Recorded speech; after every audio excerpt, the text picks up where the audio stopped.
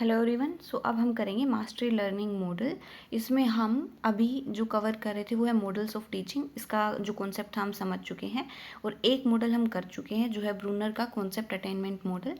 और हमारे 3 मॉडल्स रह रहे हैं, ग्लेसर का बेसिक टीचिंग मॉडल और सटमैन का है इंक्वायरी ट्रेनिंग मॉडल, और अभी हम मास्टरी लर्निंग मॉडल है वो हम कर रहे हैं जो कि बेंजामिन एस ब्लूम ने दिया है।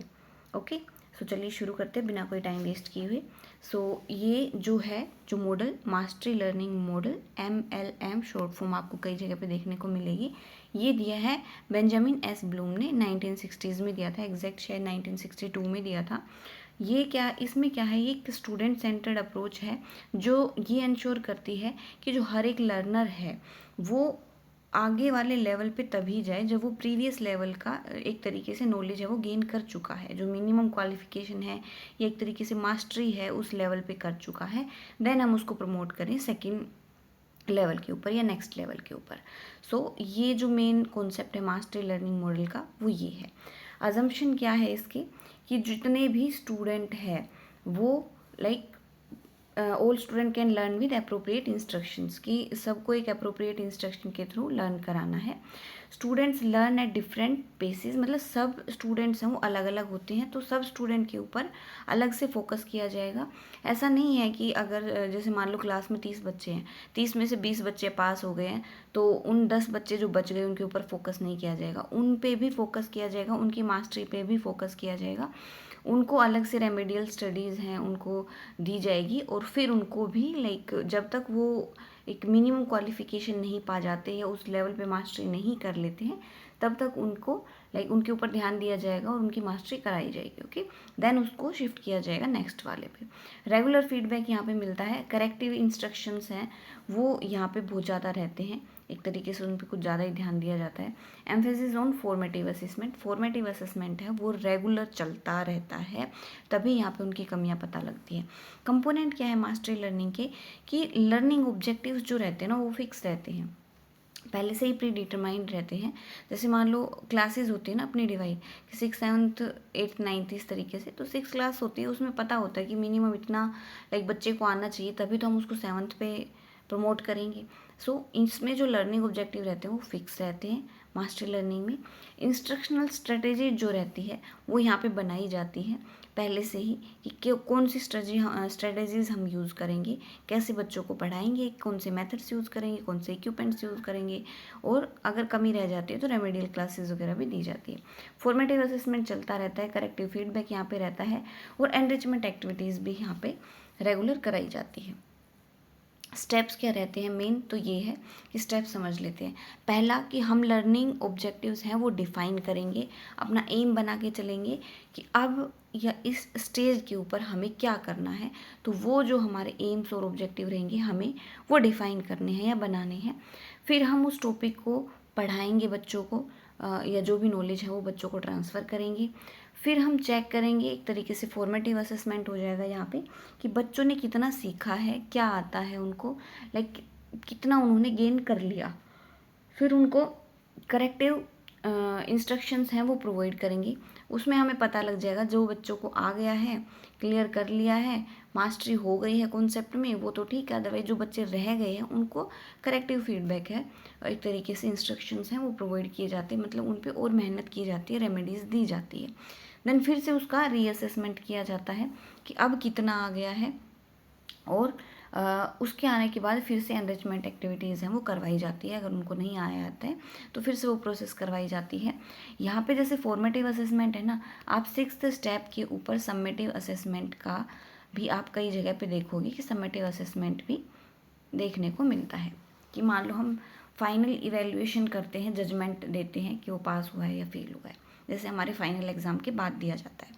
तो ये वाला कॉन्सेप्ट है, यहाँ पे 6 स्टेप रहते हैं और ये 6 के स्टेप्स हैं वो फॉलो किए जाते हैं। जनरली जो हमारा क्लासरूम होता है आज के टाइम में भी हम यही स्टेप फॉलो करते हैं कि ऑब्जेक्टिव्स डिफाइन करते हैं, डिलीवर करते हैं, देन हम फॉर्मेटिव असेसमेंट लेते हैं, फीडबैक की ज़रूरत रहती है और उसके थ्रू रेमेडियल क्लासेस दी जाती हैं। रेमेडियल क्लासेस के बाद हम समेटिव असेसमेंट करते हैं और जजमेंट पास करते हैं। सो ये जो प्रोसेस है या स्टेप्स हैं ये अब भी फॉलो किए जाते हैं। एग्जाम्पल के थ्रू समझते हैं। मान लो कोई टीचर है, वो फ्रैक्शन का टॉपिक पढ़ा रहा है, तो फ्रैक्शन का टॉपिक पढ़ाएगा तो क्या बताएगा, पहले वो एडिशन और फ्रैक्शंस बता देगा, मान लो ये कॉन्सेप्ट उन्होंने बताया, फिर वो क्विज़ कंडक्ट कराएगा।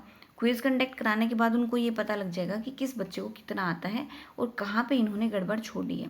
उसके बाद वो रेमेडीज़ प्रोवाइड कराएगा, उसको लगेगा कि इस जगह पे बच्चों को समझ में नहीं आया है, तो वो बच्चों को फिर से बताएगा, फिर से रिटेस्ट लेगा वो, और उसके बाद एक तरीके से एडवांस टास्क देगा उनको।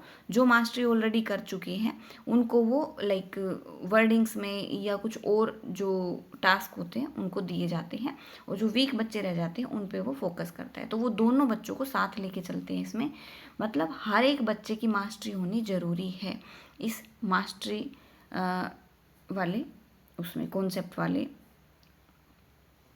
इसके फीचर्स क्या हैं वो देखने हैं हमें, कि इसमें पर्सनलाइज्ड लर्निंग पेस होती है, कि हर एक बच्चे की मास्टरी कराएंगे। जैसे अभी हमने बात की है कि इसमें हर एक बच्चे की मास्टरी पे फोकस किया जाता है, कि वो बच्चा मास्टरी कर लेगा तो उसको उस लेवल से आगे बढ़ाया जाएगा। ऐसा नहीं है कि जो इंटेलिजेंट है, एक दो बच्चों ने क्वेश्चन सोल्व कर दिया, जैसे कई बार होता है ना प्रैक्टिकली, एक दो बच्चे क्वेश्चन सोल्व कर देते हैं तो और बाकी क्लास पे इतना ध्यान नहीं दिया जाता। लेकिन इस मॉडल के अकॉर्डिंग हर बच्चे की लर्निंग पे, हर बच्चे की मास्टरी पे फोकस किया जाएगा।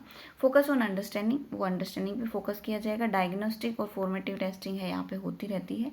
रेमेडिएशन एंड एनरिचमेंट यहाँ पे चलता रहेगा। ओके, कि जो बच्चे वीक हैं उनको रेमेडीज़ दी जाएगी, और जो बच्चे जल्दी सीख जाते हैं, जल्दी मास्टरी कर जाते हैं, उनको एनरिचमेंट दी जाएगी। ओके, एडवांटेज क्या है यहाँ की, कि यहाँ पे एक तरीके से स्टूडेंट का कॉन्फिडेंस है वो एनहांस किया जाता है।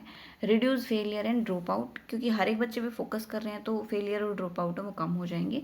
यहाँ पे इंक्लूजन है उसको प्रमोट किया जा रहा है, क्योंकि हर बच्चे पे ध्यान दिया जा रहा है। बेटर अंडरस्टैंडिंग एंड रिटेंशन यहाँ पे रहती है।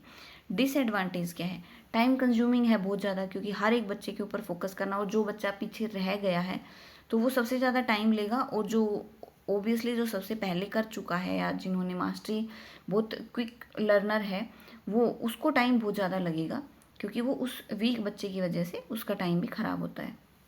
डिफ़िकल्ट इन लार्ज क्लासरूम, जो बड़े क्लासरूम है उनमें काफ़ी डिफ़िकल्ट रहता है, क्योंकि कम बच्चे रहेंगे तो आप हर एक बच्चे पे फोकस कर पाओगे, लेकिन जब बड़े क्लासरूम्स रहते हैं वहाँ पे आप फोकस नहीं कर सकते।